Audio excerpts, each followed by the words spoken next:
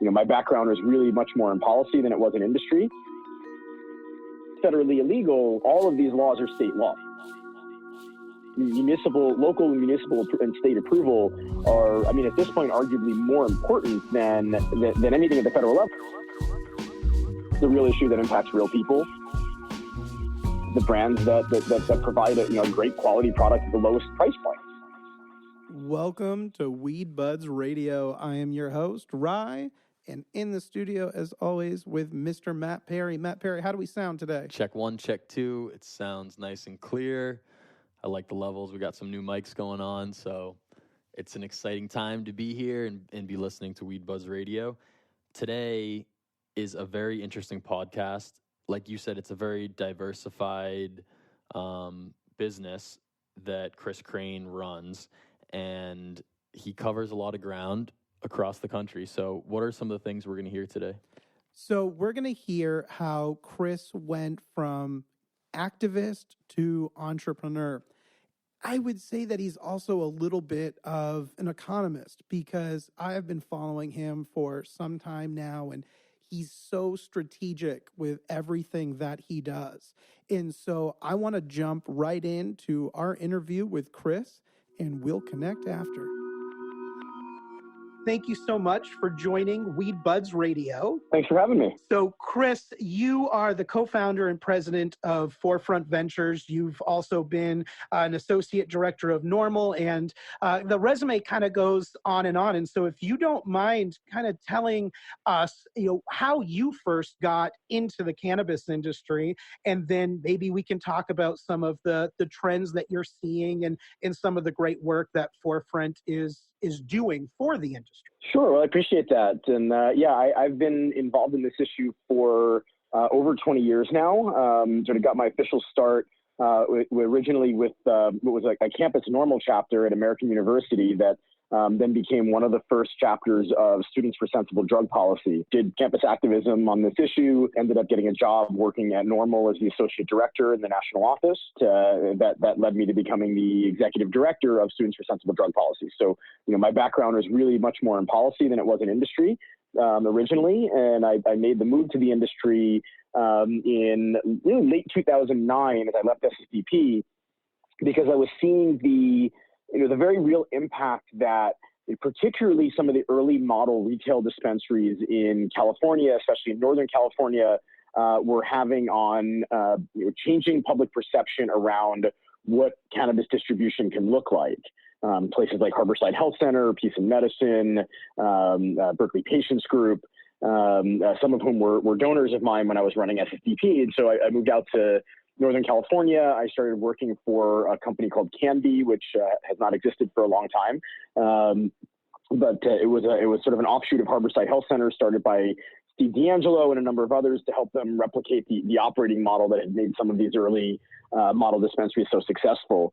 And that led to me starting Forefront in 2011, early 2011. And it's kind of taken off since then. Awesome. One of the things that you mentioned was policy making, and obviously that's a large part of your role at NORML, but it's really a large part of your role in the industry. So can you kind of unpack for us the impact that policymakers have on these emerging markets? Well, this industry is completely tied to policy. Right. If we want to open up new markets, we have to change new laws, right? You have to pass medical marijuana laws to legalize a medical market. If you want to, you want to expand your business into a new adult use market, you've got to go legalize cannabis in another state, or you have to have cannabis become legalized in another state. Even at the federal level, right? This is all still, very much federally illegal. And we have a lot of challenges relating to banking and taxes and all these other things that are directly related to this issue's federal illegality.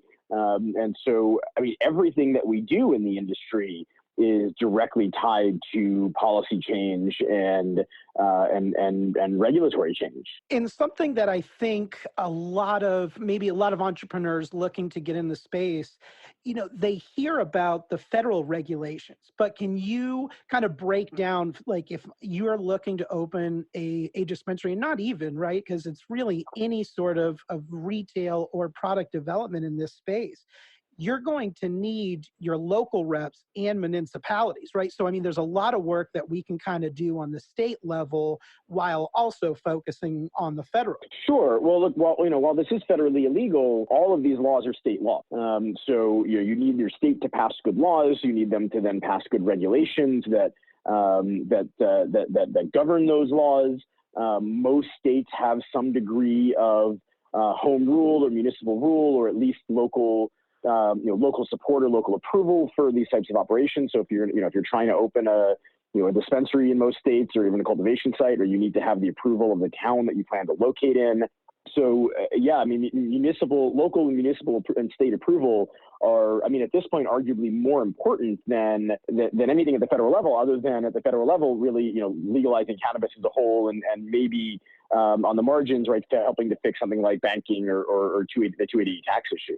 Right. And that's something that, speaking to entrepreneurs, this tax issue, it seems to be a big one, because it seems to catch some people off guard, although a lot of the partners are saying, like, this is kind of one of the most important pieces to have a little bit of a grasp on before you get in the business. Is that something that you share? Oh, absolutely. This one of the biggest challenges we have right now with federal legality is we call the 280E provision of the IRS tax code. What that is basically a provision in the tax code that says that nobody is allowed to not that nobody's allowed to derive income from illicit sources, but if you're deriving your income from illicit sources, you still have to pay taxes on that, but you're not allowed to write off standard business deduction. Things like employee salaries and rent and just basic vendor costs, all of the costs that a normal business would write off on their taxes, you technically are not allowed to do so as a cannabis business. Even though this was put in place to go after large scale drug smugglers and people engaging in the illicit market, it didn't anticipate a state legal cannabis industry. The IRS has enforced it against state legal businesses, and so it's particularly impactful for retail businesses that folks should recognize that if they're looking to get into the retail side of this business and open dispensaries, that their margins are going to be substantially lower than they would be if they were any other retail business, because of this 280 provision of the tax code. The hope is that this will get fixed before federal prohibition ends, but there's certainly no guarantee of that. And I think people need to be aware of this and plan for it as they're planning their retail cannabis businesses. That makes perfect sense. And one of the things that kind of really has intrigued me about your career and Forefront is, the way that your organization, and I believe that it's probably a culture thing, is that you guys seem really, really focused on not just the policy behind all of this, but the operations of running a really good business. It was something that you mentioned a lot at MJBIZCON. It was something that, just kind of going through the materials on Forefront, you guys kind of put that front and center. So can you talk about, what's important to you from an operations standpoint? What are your values, but then also kind of tips and tricks for other entrepreneurs? There's so much emphasis on operations. Sure. Well, look, like with any other business, ultimately, I think the companies that are gonna be most successful, are gonna win out, are the companies that actually can run their business as well. And I think, particularly with the way the capital markets have gone for cannabis businesses over the last couple of years, there's been a lot of emphasis on M&A activity, who has the most licenses, who has the largest license portfolio, who has the best licenses in these sort of limited license states. And that's really shifted. That emphasis has really shifted now to who can actually operate these businesses and who's going to drive the most revenue. And that comes down to having really good teams in place with really good operational experience, retail operations experience, production operations experience, commercial agriculture experience, having good SOPs and protocols in place, and really placing an emphasis on good operations over just sort of hype and being able to promote your brand and promote your company. And I think ultimately the brands that are going to win out, especially on the product side of things, are likely going to be the brands that provide a great quality product at the lowest price point. Right? I mean, this isn't rocket science. This is how most industries work, and yet that hasn't really been the case in the cannabis industry yet. And I think we're finally starting to see that change. Where investors in particular are starting to value an ability to operate well and operate well at scale over just promoting a brand and saying, hey, we've got this flashy, cool looking brand, but really being able to prove that you can operate that brand and produce good quality products at good price points. With great customer service, particularly on the retail end. Something that you mentioned was the industry kind of seemed to focus on assets. And as you're saying, we need to focus on execution. Is there any parallels and similarities to like maybe early on in the tech industry, or do you think this is going to kind of unfold in a different fashion? I actually think it's a great parallel. During the tech bubble, or the early tech boom, tech bubble, whatever you want to call it, the emphasis was really on sort of speculation over who was going to, let's say, quote unquote, win the internet, right? Which companies were going to ultimately be the biggest internet companies, and it was based very much on hype, right? Hype and speculation. And I think what happened over the last couple of years, in particular in the cannabis industry, was very similar. Companies were being valued on how many assets do they have, how many acquisitions have they made, and not so much on who was creating great revenue and building great companies, great sustainable companies. If you look at what happened when the internet bubble burst, that was what sort of shook out the companies that were real from the companies that were really sort of focused on hype. And I think we're seeing something similar happen now. Right? There were a lot of people talk about pets.com as sort of the ultimate cautionary tale from the tech boom, and that's true. But there also were companies like Yahoo and Amazon and Google and Apple. Like all those companies were around during the tech boom, and their stocks fell quite a bit when the bubble burst, but they're worth a lot more today. And I think we're seeing something similar play out, where there was a bubble based on, particularly in the public companies, based on speculation. And now that bubble has deflated somewhat, and the movement is now more towards traditional metrics. And I think in the long run, that's probably a good thing for the industry, and particularly good for those companies that are focused on driving great operations. So do you have any warnings? Like if I'm an entrepreneur and I've reached out to you for mentorship and what have you, when you mention some of these similarities to the tech industry, then are there things that we can do to avoid that? Focus on operations, right? I mean, I think at this point, I'm actually fairly skeptical about the importance of branding just in general. I think the brands that are likely going to win out in the cannabis industry are going to be the brands that create great quality products at the best price point. And I don't think there's a whole lot of sort of brand loyalty today in the cannabis industry. I think people are shown there, or we've seen from some of the more mature markets, that people are willing to move from one brand to another if they feel that they can get a similar quality product at a better price point. So I think that the best thing folks can do really is to focus on driving great operations, and if they can create great brands at great price points and create great service experiences at the retail level, those companies are probably going to win out in the long run over companies that spend a lot of time on sort of slick marketing and slick branding, but maybe not so much on creating great products at great prices. Which makes complete sense, because one of the things that really stood out to me in your presentation, and I think was the motivator behind my email to you, was the slide with the big caution that says brands don't matter yet. Right. And that's right. I mean, brands ultimately will matter, and as they do in every industry. But right now, I think we're seeing that there isn't, as I mentioned, there isn't a ton of brand loyalty out there in cannabis yet. and that, if somebody can create a gummy product that's just as good as other gummies that are already on the market at a much better price point, they're probably going to do quite well and be able to take, significant market share from the companies that are already out there. Now, there are probably some exceptions, right?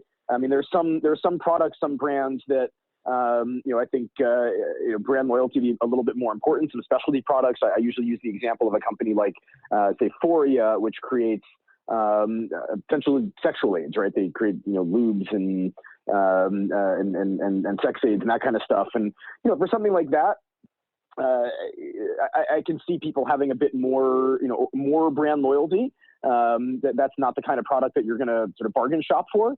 But if you're talking about a gummy square and, somebody's got really good market penetration for their gummy, and somebody else can put out a gummy that tastes similar or just as good, and it's $5 a box cheaper or $10 a box cheaper, they're probably, the people are probably going to start buying that new gummy. I don't think there's a whole lot of brand loyalty there just because they're used to getting one. They're going to try another one, and if they find that it's just as good, they're going to move to something else.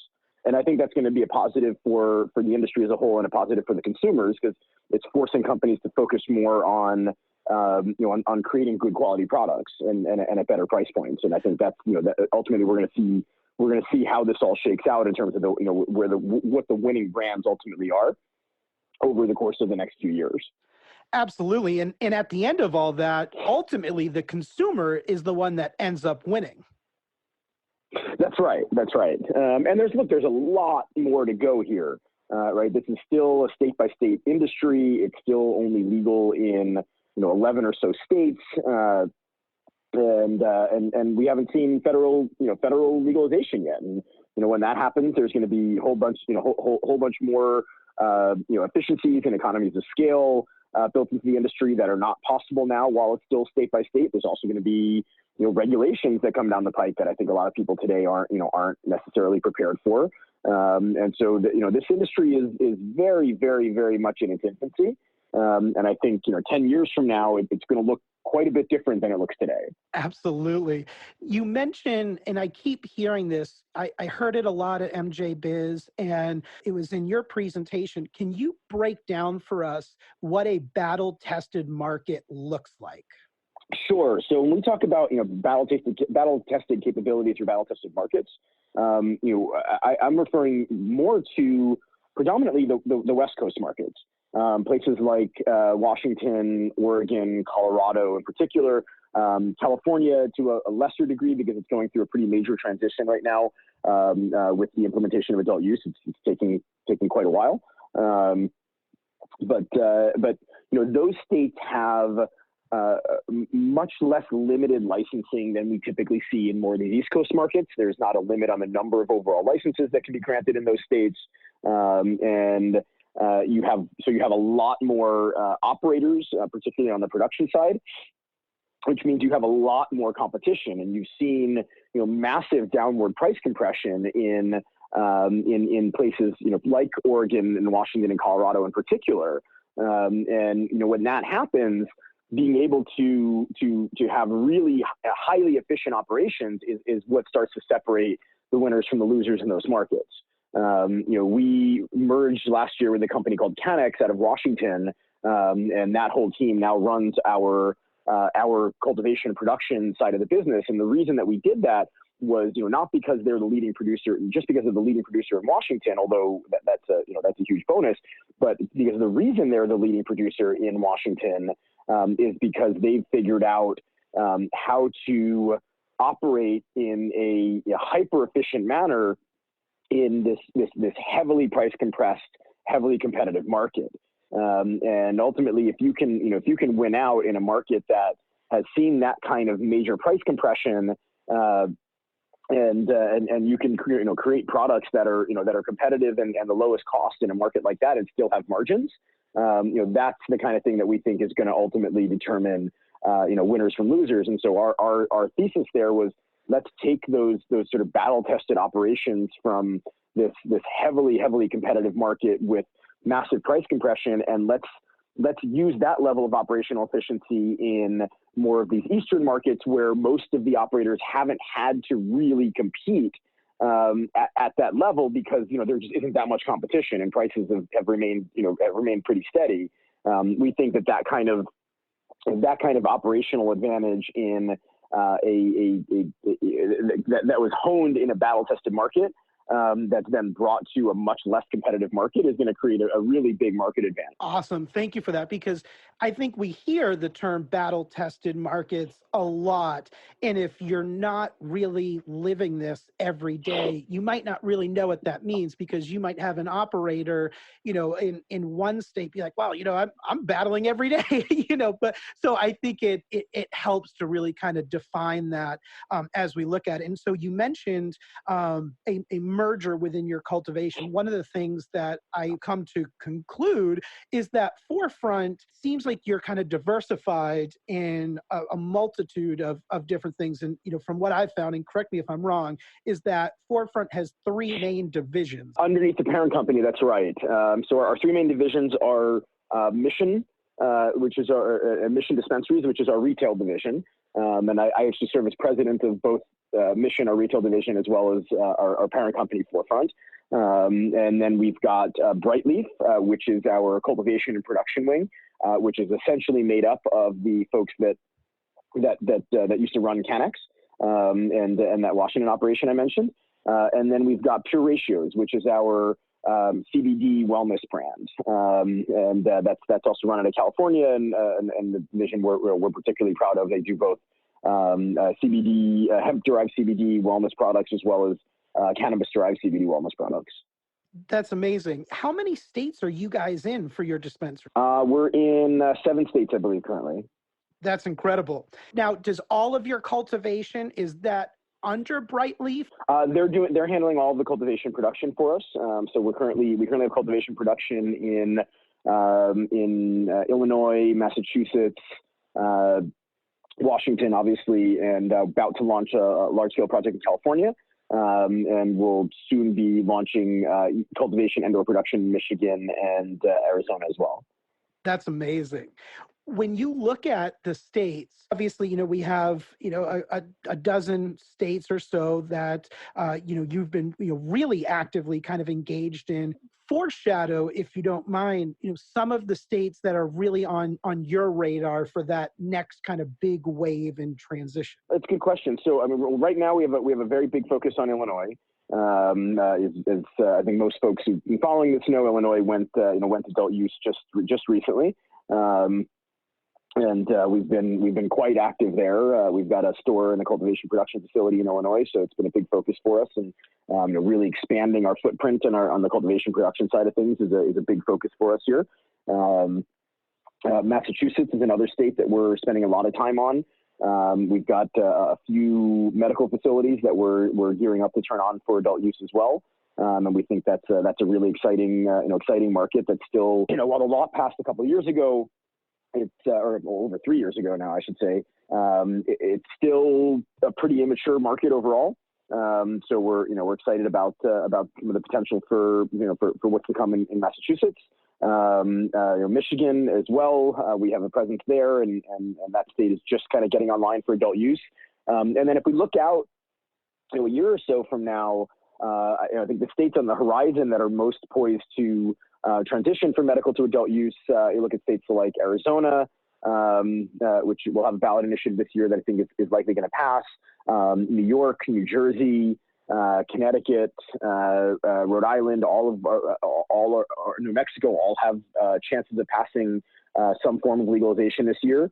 So I think 2020 is going to be potentially the biggest year we've ever had in terms of the number of states that are likely to pass adult use laws. So we got a big year ahead of us here. It is so exciting because I've been fortunate enough to kind of see how many states adopt either their medical program or their adult use program or both. I mean, luckily for me, I got to kind of watch Maine, for example, roll out, if you will, their medical program, and then now watching the adult use come. And it's been a process. I mean, it was approved, a few years ago. We had politics that took place that kind of held things up, and now we're seeing. Well, you had a governor that stonewalled the whole program. Yes, and if you've met one of my peers, Diane Russell, who was one of the lawmakers. I have met Diane. Yeah, okay. She's terrific.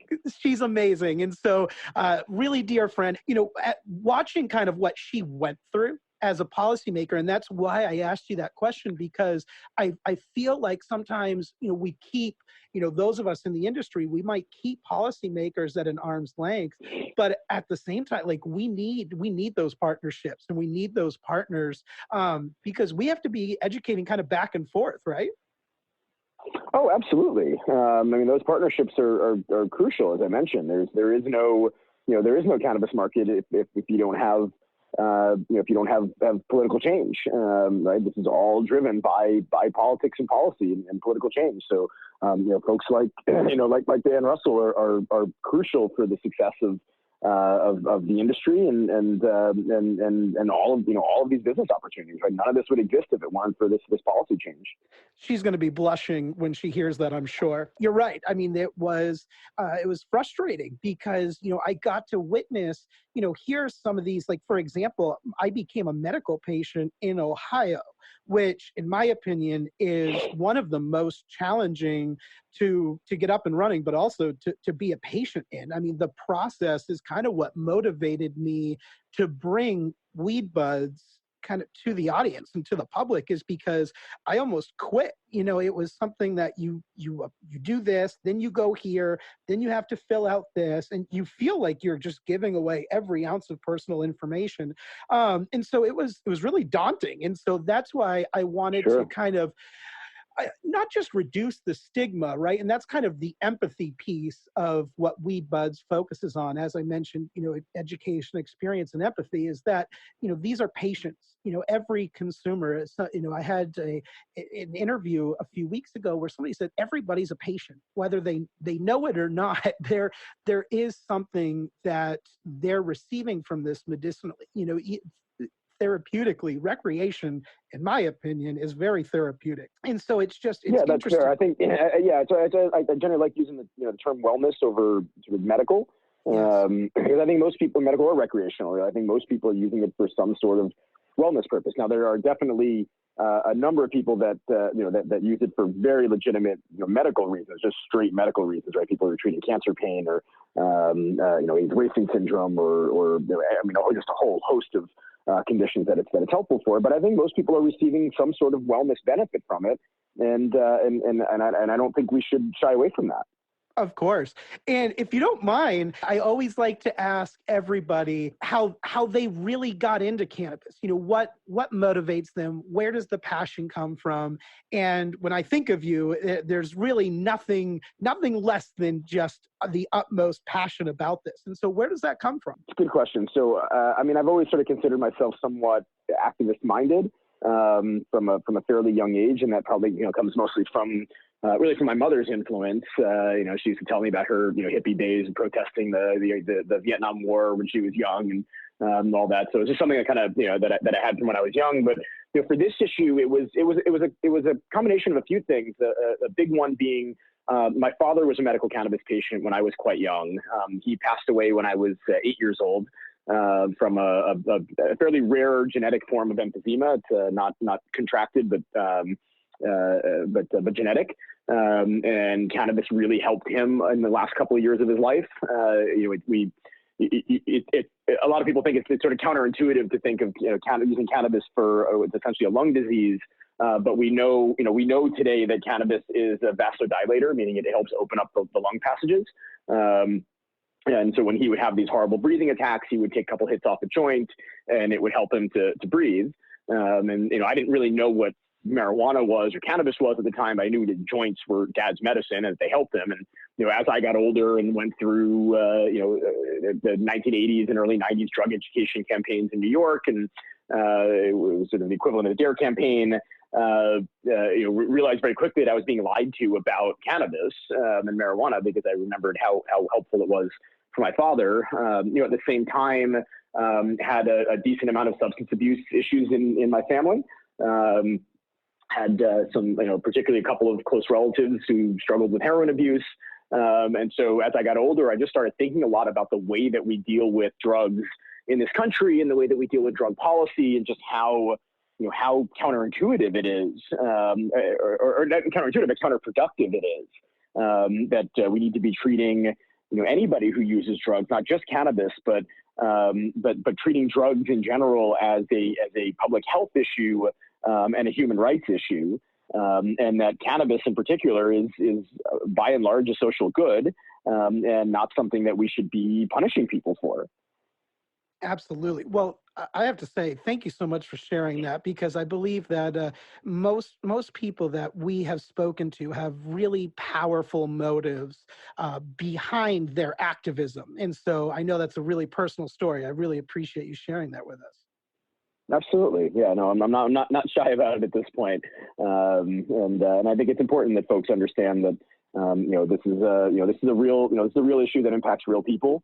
It's not just about, people wanting to get high. Although if, folks want to, that's fine.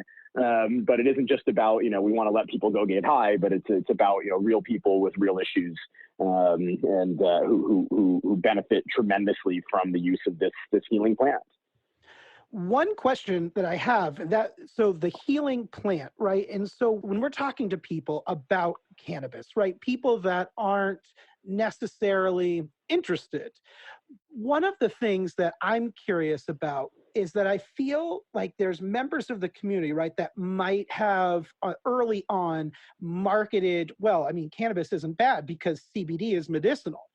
However, THC is medicinal. Do you find, in terms of like public consumers or people looking for a little bit of information, do you think that some of that has caused any uncertainty or ambiguity from one over the other? Because we know there's so many molecules and compounds within this plant. I was just curious if you've seen that or noticed anything that, like people saying, well, cannabis is good if you use CBD, or cannabis is good if you use THC. Is that marketing, has that caused any issues, or do you foresee that being troublesome in any ways? It's an interesting question. It's not something that I've seen to date. I haven't heard anybody say, well, CBD is fine, but THC is not. I think the sort of rise of CBD in general has been good for the issue as a whole. I think people, I think it's alerted people to the fact that that there is true medicine, in cannabis. And yeah, there are some downsides to CBD. I'm more concerned about a CBD backlash than I am about people thinking that CBD is medicinal but THC isn't, because there's a lot of garbage CBD out there, right? I mean, now that it's in every gas station sign saying CBD here, we don't buy wellness products from gas stations by and large, and most of that product is not tested. When it does get tested by sort of independent labs who studied this stuff, there's a lot of it is it has contaminants in it, or very low amounts of THC, much lower than it's advertised. And in general, we know that full spectrum CBD, or CBD derived from cannabis, tends to work better than CBD derived from hemp, although not in all cases. It really depends on how that's derived and the concentrations that it's in. But I think a lot of the CBD products that are out there are kind of snake oil, particularly a lot that you can find in just about any store. And I'm a little bit concerned about some of about a bit of a backlash there. And it would be a shame, because there are really tremendous benefits to CBD. When it's derived the right way and when it's produced the right way, it can be incredibly beneficial, with little to no side effects. So I worry a little bit that the bad actors in the CBD market are going to kind of end up giving a bad name to something that is, tremendously beneficial to a lot of people. So that's more of a concern for me, I think, overall than folks conflating the medicinal benefits of CBD and THC. Awesome. I appreciate you breaking that down for us. I like your take because we had Nick, one of the neuroscientists or the neuroscientist for Leafly on one of the episodes, and he mentioned the same thing, is that there are some bad actors out there. And so he's been doing a lot of research on buying and testing different CBD products because at the end of the day, I mean, we are all looking and striving for consumer safety. I mean, none of us wants to produce a bad product. And so I think you're spot on with that there probably is a much bigger risk on some of these. I don't know if I guess I would kind of say these counterfeit CBD products, really, because there are counterfeit products in the marketplace for sure. Oh, some of them are just flat out counterfeit. I mean, I've actually seen some independent labs that have taken a look at some of this stuff, and some of these CBD products don't really have CBD in them. So you just got to be, cautious of who you're getting your products from. If you're trying to get a wellness product from a gas station, there's a chance that may not be the most efficacious or most efficient CBD product out there. You're probably better off getting CBD products from the legal cannabis markets in general, or at least from reputable companies. This is where I'm really proud of my colleagues at the Pure Ratios. The guy who started it, Chad Connor, he's a Chinese herbalist and acupuncturist. He really cares about alternative forms of medicine. He's kind of an evangelist for this stuff. And, I'm confident that the products we're producing on that front are really good products, that we can stand behind. But, I would look for companies like that and make sure that you're really vetting the companies that you're getting these from as reputable and getting them from reputable places, because there is a lot of garbage out there. Absolutely. And that's, again, something that, my focus and what's kind of important to me is I was so lost when I started this journey and I was so overwhelmed. My first experience with cannabis was overwhelming, to say the least. And it kept me out of the market for a long time until I really needed it. And that's when I just had to start documenting. And I wanted to really ingrain myself in the industry, because the more that I learned, just the more that I was fascinated, and the deeper I dove, right? It's kind of, when you go to Google, typing things in, you can get lost in this black hole. And so, really putting a face to the cannabis industry, I think will help build some of that trust and help individuals kind of figure out, there's so many things, right, that bring these big brands to consumers. And you see this in media kind of throughout different industries. And for me, I feel like there's so many people like yourself and like Diane and others, where they're giving so much of themselves to this industry that it's important to kind of bring those names and put a face to it for consumers, because I didn't know where to start and I didn't know where to go. And so hopefully, WeedBudz Radio can kind of help build some trust and showcase individuals like yourself that are making an impact and a commitment to consumer safety. And, when I learned as much as I did about Forefront, and again, I'm so grateful for you joining us, but to see, you kind of dividing out, these things from the dispensaries to Brightleaf to Pure Ratio. Clearly, you all have a commitment to that sort of excellence. And so, again, like we talked about earlier, at the end of the day, consumers win when all of these pieces come together and they know who they can trust and where to buy from. I think that's exactly right. And like with anything, right, it comes down to consumer trust. And in this case, we're talking about a product that you're literally consuming, right? You're putting into your body, and you've got to feel comfortable that what you're putting into your body is safe and reliable. And like with anything else, you should really be able to trust the companies that are producing it. Yeah, I love Chris's final point there, just about focusing on quality. And, Rye, thank you for bringing through these super quality podcast guests. It's really a pleasure to learn and just experience life through their eyes for 30 minutes.